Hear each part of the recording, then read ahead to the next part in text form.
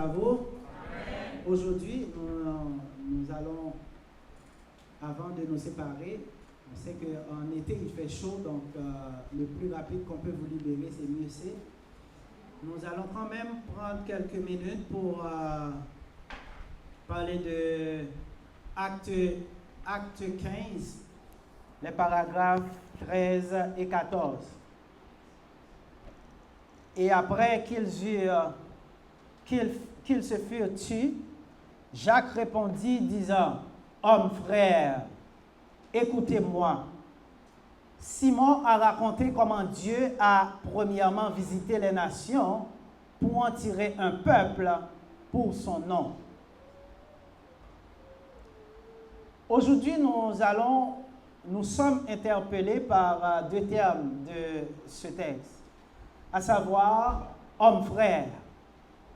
Dans le texte grec, nous avons Andrés Adelphoi. Donc, comme vous le savez, dans l'Église, l'appellation commune qu'on a et qu'on se désigne mutuellement par le vocable frère. Mais il faut comprendre que quand on parle de frère en contexte, on ne peut pas l'utiliser en dehors du cercle de l'Église. Pourquoi? Parce que ce mot a son sens à travers les membres du corps. Parce que quand on se dit frère, on se reconnaît comme membre d'une même famille. Par conséquent, on ne peut pas parler de frère sans parler de la famille. Et la famille n'est autre que l'Église. Donc, l'Église, d'après une définition, se définit comme un ensemble de personnes qui entretiennent des liens de solidarité et de proximité dus à leur appartenance à une même entité. Donc, c'est une traduction, c'est une définition de préférence que je trouve assez correcte. Et il y a deux mots évocateurs dans cette définition que je souligne. Ce sont les mots solidarité et proximité. Donc, l'Église est une famille solidaire. Les membres sont solidaires les uns des autres. L'Église est une famille dont les membres sont en proximité l'un de l'autre. Et on peut comprendre l'Église au 1er siècle, en acte 2, lorsque vous considérez les paragraphes 44 et 45, nous voyons que tous ceux qui croyaient, tous ceux qui avaient accepté l'Évangile, étaient ensemble dans le même lieu. Et ils avaient tout en commun. Donc on voit ici la proximité et la solidarité. Et la solidarité animait certaines personnes qui possédaient des biens dans l'assemblée. Et ces gens vendaient leurs biens. Ils apportaient l'argent dans la communauté. Et on partageait le produit de la vente de ces biens selon les besoins de chaque personne. Il n'y avait pas d'égoïsme à ce moment-là. Mais les gens étaient animés d'un amour fraternel et comprenaient qu'il n'était pas normal qu'ils avaient autant de biens et d'autres qui étaient là dans la famille, qui partageaient la même foi, souffraient ou étaient dans le besoin. Ils se départissaient de certains biens et ils apportaient l'argent à l'Église. Et on partageait les biens selon les besoins de chaque personne. Il n'y avait pas d'indigents, il n'y avait pas de gens qui étaient dans le besoin et d'autres qui avaient beaucoup. Donc, ils se portaient assistance mutuellement. Chers amis, l'Église doit être ainsi. Il n'est pas normal qu'un frère soit dans une situation difficile et que d'autres ont la possibilité de l'aider, mais ne le font pas. À ce moment, on n'est pas digne d'être appelé membre de l'Église, de la famille de Dieu, parce que la famille doit être solidaire. Nous devons nous supporter mutuellement. Nous devons nous porter assistance mutuellement. Jacques a dit homme frère. Donc, le mot frère, c'est un mot important et souvent on l'utilise à tort. Et vous allez trouver des gens qui vous appellent frère, soit parce que vous êtes de la même couleur de peau que cette personne. Oh, c'est mon frère. Oui, on est tous frères. La race humaine, on est tous frères parce qu'on descend tous de la même lignée adamique. Dieu n'a pas créé deux hommes, il a créé un homme. Donc nous descendons tous de cet homme de manière physique. Donc nous sommes tous frères à un certain niveau. Mais le mot frère peut être utilisé dans différents contextes. Mais avant d'y arriver, considérons le terme étymologique que Jacques a utilisé. Andrés adelphoi. Ici, nous avons ce qu'on appelle une périphrase qui est utilisée pour un substantif. Donc, on a utilisé une périphrase pour un nom. Quand on dit substantif, on voit un nom. Donc, frère Andrés adelphoi.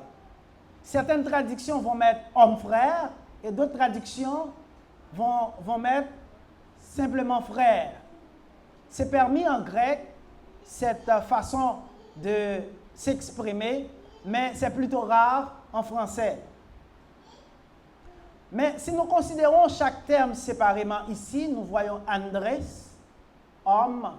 Ici, ce n'est pas, on sait qu'il y a plusieurs mots en grec qui traduisent homme.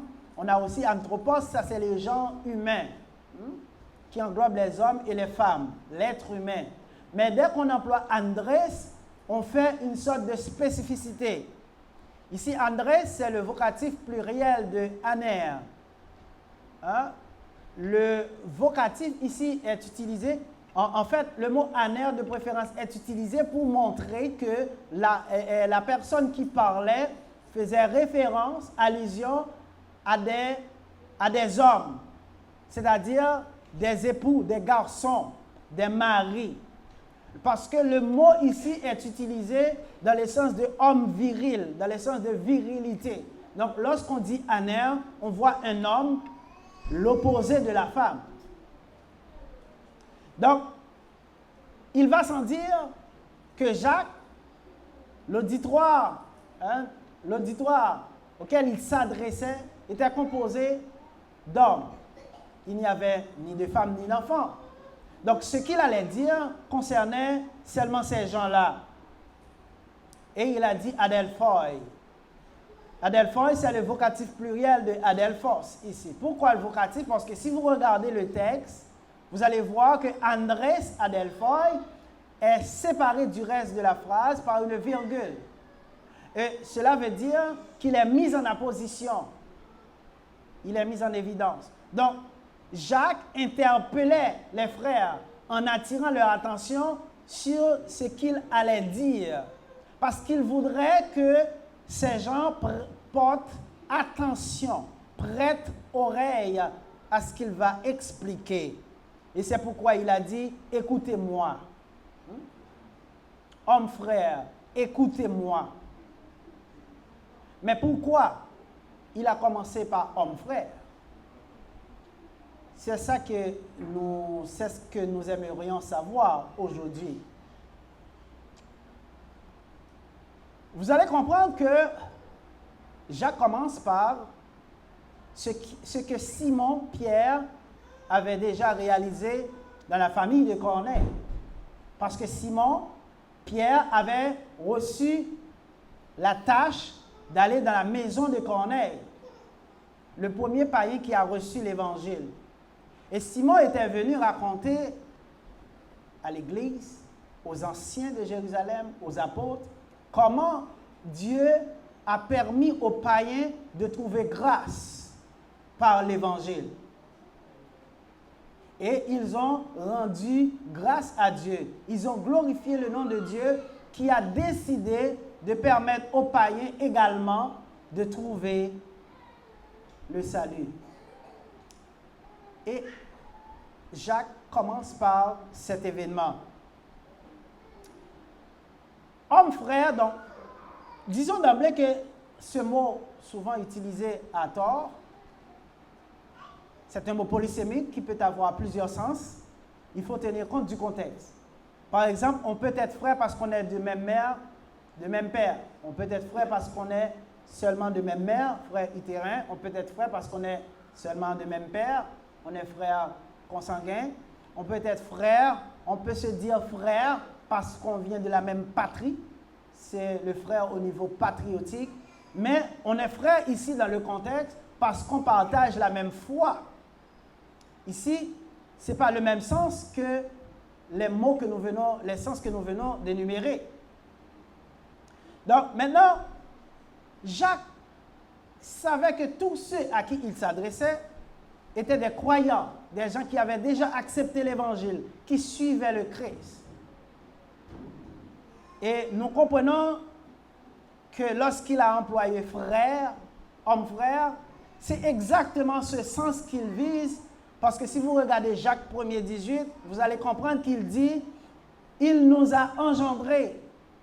Dieu nous a engendrés par la parole de la vérité, afin que nous soyons en quelque sorte les prémices de ces créatures. Donc, il nous a engendrés par la parole de la vérité. Donc, dès qu'on voit le mot, le verbe engendrer, on comprend ici qu'il y a un père qui a, en quelque sorte, eu une relation avec une mère pour donner naissance à un enfant. Mais ici, en contexte, de manière spécifique, il n'y a pas eu de rapport sexuel entre deux personnes. Mais c'est par le biais de l'Évangile que Dieu nous a engendrés. Donc Dieu n'est pas notre Père biologique, suivant la vie biologique que nous avons, suivant notre corps physique. Mais il est notre Père spirituel par l'Évangile. En 1 Corinthiens 4,15, Paul l'a bien spécifié, disant « Quand vous auriez 10 000 maîtres, 10 000 pédagogues en Christ, vous n'avez pas plusieurs pères. C'est moi qui vous ai engendré par l'Évangile en Jésus-Christ. Hein? C'est moi qui vous ai engendré par l'Évangile. Donc, nous sommes engendrés par l'Évangile. Lorsqu'on a entendu les 4 éléments de l'Évangile, que Christ est mort, qu'il est enseveli, qu'il est ressuscité, qu'il est apparu à ses faces, et nous nous sommes fait baptiser dans l'eau pour pardon de nos péchés, nous sommes ajoutés dans la famille de Dieu, hein? Parce que le Seigneur ajoute de jour en jour à l'ensemble dans un seul lieu ceux qui étant sauvés, Acte 2,47, après avoir été baptisés par un seul esprit pour former un seul corps, 1 Corinthiens 12,13, parce qu'il y a une seule famille dans la ville ou le village. Donc, Jacques a employé le mot frère dans un cadre restreint. Il ne l'avait pas employé en termes d'être humain, le genre humain, mais il l'a employé dans le sens qu'ils étaient tous membres de l'Église, qu'ils appartenaient tous à la foi de Christ. Pour lui, les frères sont des gens issus de la même origine, parce qu'ils ont été engendrés par la parole de la vérité, par l'Évangile. Les frères, chers amis, doivent avoir la même mère, le même père. Tous ceux qui ont accepté l'Évangile ont le même père. C'est ce que nous comprenons en Galates 3, paragraphe 26. Car vous êtes tous fils de Dieu par la foi dans le Christ. Vous êtes tous fils de Dieu. Donc Dieu est notre Père. Venons de Jacques 1er 18, il nous a engendrés. Donc nous sommes tous fils de Dieu. Nous sommes tous enfants de Dieu. Parce que Dieu nous a engendrés par la parole de la vérité. Par adoption, nous sommes devenus enfants de Dieu. Et il dit aussi en Galates 4, paragraphe 26, que la Jérusalem d'en haut est libre, c'est notre mère. Et la Jérusalem d'en haut n'est autre que l'Église. Parce que l'Église, c'est la famille de Dieu. C'est notre mère. Chers amis, en Philippiens 2, paragraphe 21, Paul a expliqué que tous les croyants doivent avoir en tête l'intérêt de Christ et non leurs propres intérêts.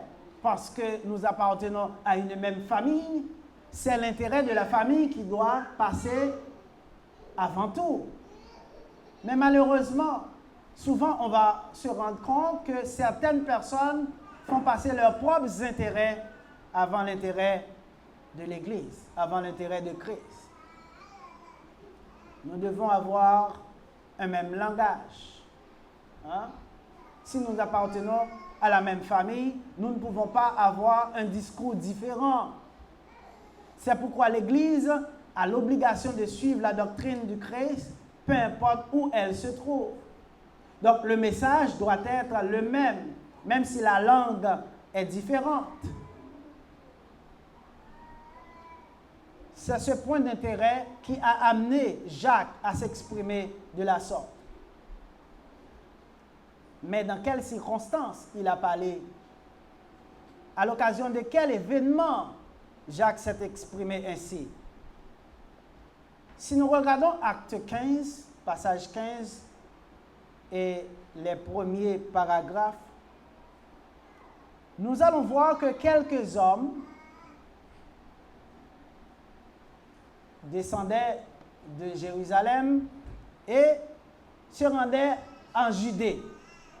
Et ces gens-là allaient troubler les chrétiens de Judée en leur faisant croire qu'ils devaient se faire circoncire selon la loi de Moïse pour être sauvés. La même chose qu'une certaine communauté, un certain groupement religieux prône encore. Mais ils ne parlent pas de circoncision, probablement certaines, mais ils vous parlent toujours de l'observance du sabbat, selon la loi de Moïse. Et Paul était farouchement opposé à cet enseignement parce que Jésus-Christ n'avait pas enseigné cela à Paul. Paul connaissait la loi. Paul était un docteur de la loi. Paul était un persécuteur. Un docteur, il connaissait bien la loi. D'ailleurs, son nom même est Shaoul, demandé. Il avait plus de connaissances que tous ceux de son âge en ce qui concerne la loi. Hein? C'est pourquoi il avait la charge de persécuter les chrétiens.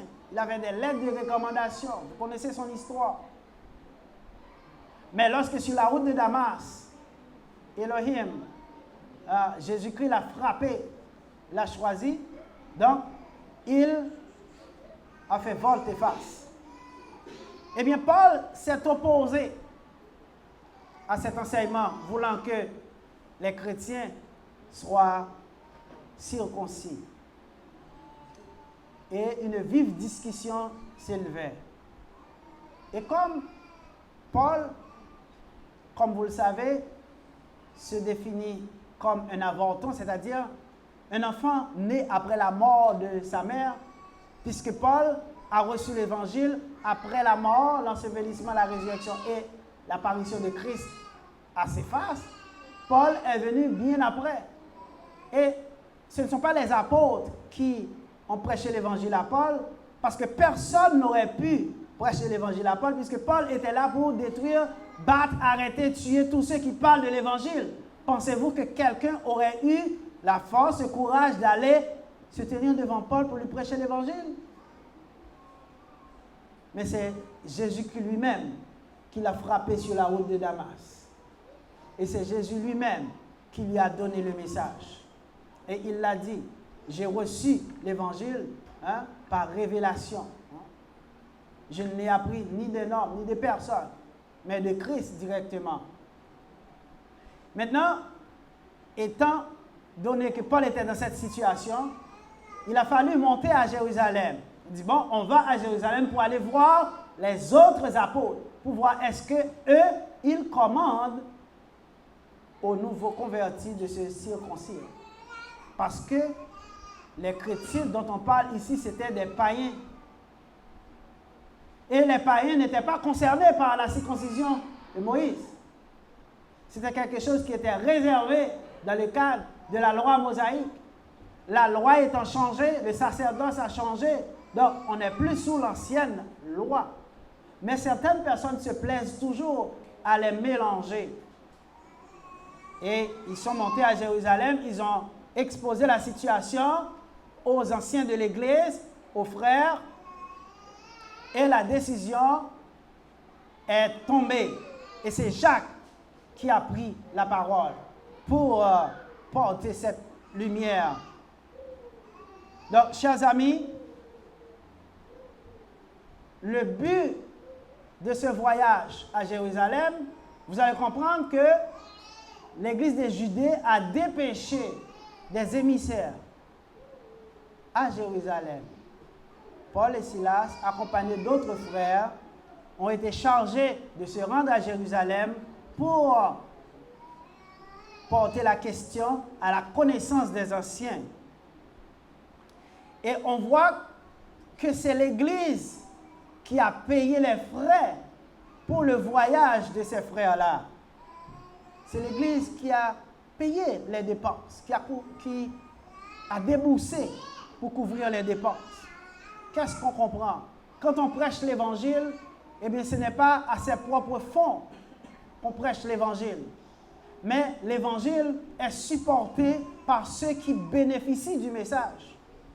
Donc, celui qui prêche l'Évangile est en droit de recevoir tous les avantages conférés à sa charge de prédicateur.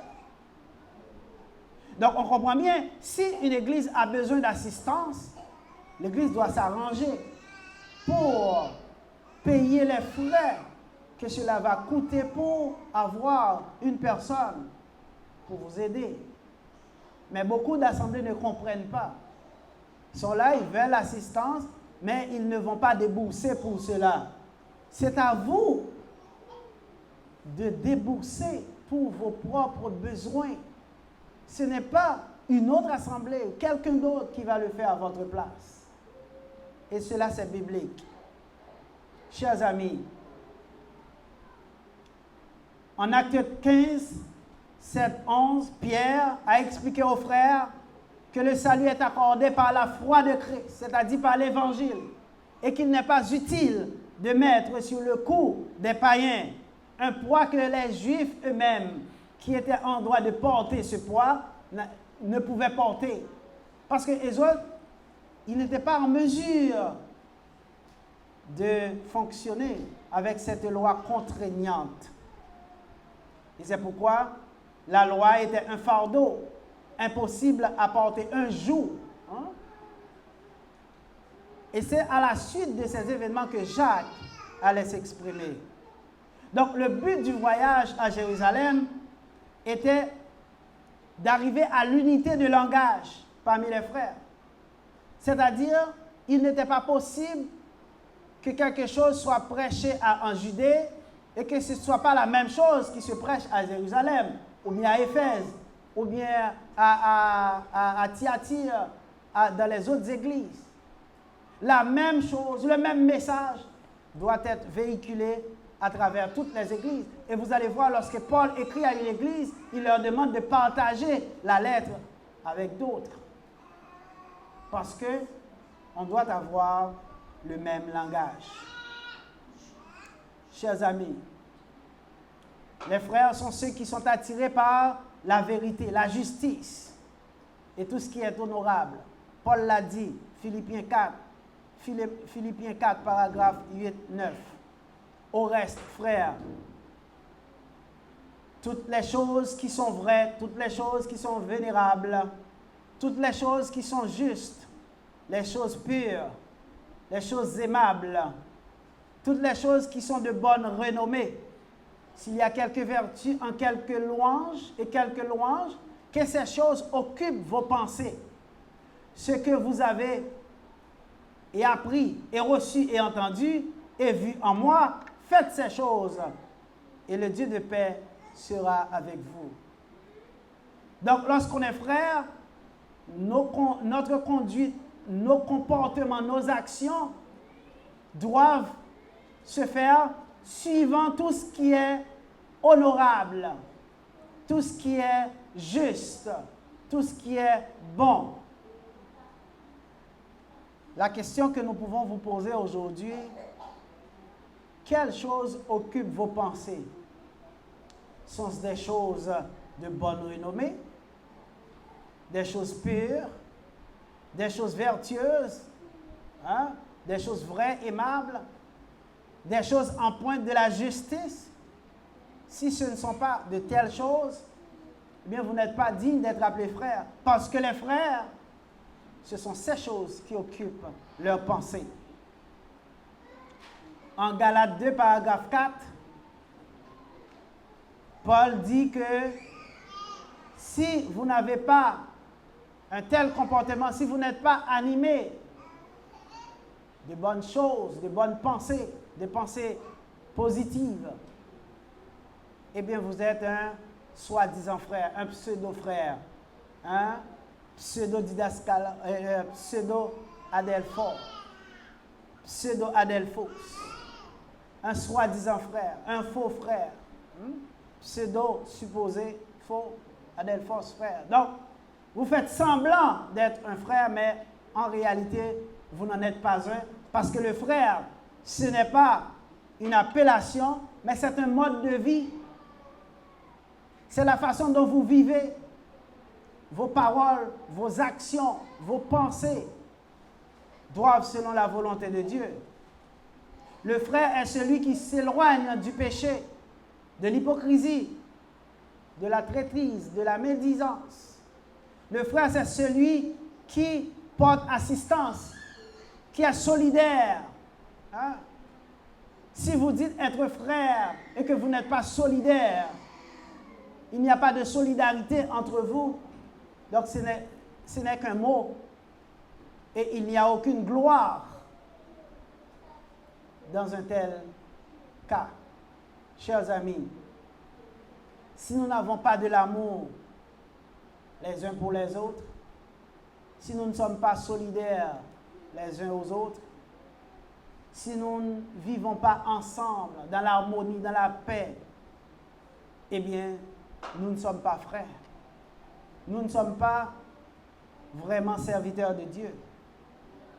Le frère n'est autre qu'une personne qui fait partie d'une même famille. Parce que si vous n'appartenez pas à la même famille que moi, vous n'êtes pas mon frère. Et on voit des gens qui, dès qu'ils entendent que vous êtes croyants, ils disent « Ah, on est frères ». Mais non, pas nécessairement, parce qu'on ne partage pas la même foi. C'est très important. On peut être frère de manière humaine. Hein? Suivant le genre humain, nous sommes tous des hommes, nous sommes frères, suivant la race humaine. Mais en ce qui concerne le mot spécifique frère, en ce qui concerne l'Église, nous ne sommes pas frères parce que nous n'appartenons pas à la même foi. C'est très important de le comprendre. Chers amis, un frère, c'est une personne en qui nous devons avoir confiance. Nous pouvons avoir confiance. Si je ne peux pas vous faire confiance, il y a un problème. Si vous ne pouvez pas me faire confiance, il y a un problème. Et il faut adresser le problème pour qu'on puisse trouver une solution. Parce que ce n'est pas normal qu'un frère craigne un autre frère. Chers amis, vous ne devez pas avoir honte de votre frère. Si on se dit frère et que j'ai honte de vous présenter comme mon frère, il y a un problème. C'est qu'il y a un comportement, il y a quelque chose qui cloche, qu'il faut résoudre. Et souvent, on se dit frère, mais on marche en ennemi de la croix. On marche, nos actions, ce sont des actions païennes. On se dit frère, mais c'est juste une identité, un statut. Mais être frère, c'est quelque chose qui découle de mode de vie. Hein? Parce qu'on embrasse la même foi. Chers amis, les frères doivent vivre en harmonie, proximité, en communion. Et on doit être content lorsqu'on a la possibilité de se rencontrer, d'être ensemble dans le même lieu. Si c'est le contraire, si vous n'éprouvez pas de joie d'être dans la maison de Dieu, en compagnie de vos frères, de vos sœurs, il y a un problème. Si vous aimeriez être partout, sauf en compagnie de vos frères, il y a un problème. Et il faut adresser le problème. Il faut trouver une solution parce que ce n'est pas normal. Imaginez que vous êtes chez vous, dans votre famille, et vous êtes mal à l'aise parce que vous êtes en compagnie des membres de votre famille. C'est là que vous devez être plus à l'aise. C'est là que vous devez être en paix dans la famille. Parce que la famille doit être solidaire. La famille doit se serrer les coudes. Le problème de l'un est le problème des autres. On doit avoir la mentalité tous pour un et un pour tous. C'est la solidarité qui doit exister dans la famille. Mais si ça n'existe pas, c'est qu'il y a un problème. Et il faut prier Dieu, il faut chercher la solution. Chers amis, Jean 13, paragraphe 35, Jésus a dit, à ceux-ci, tous connaîtront que vous êtes mes disciples, si vous avez de l'amour les uns pour les autres. Si l'amour n'est pas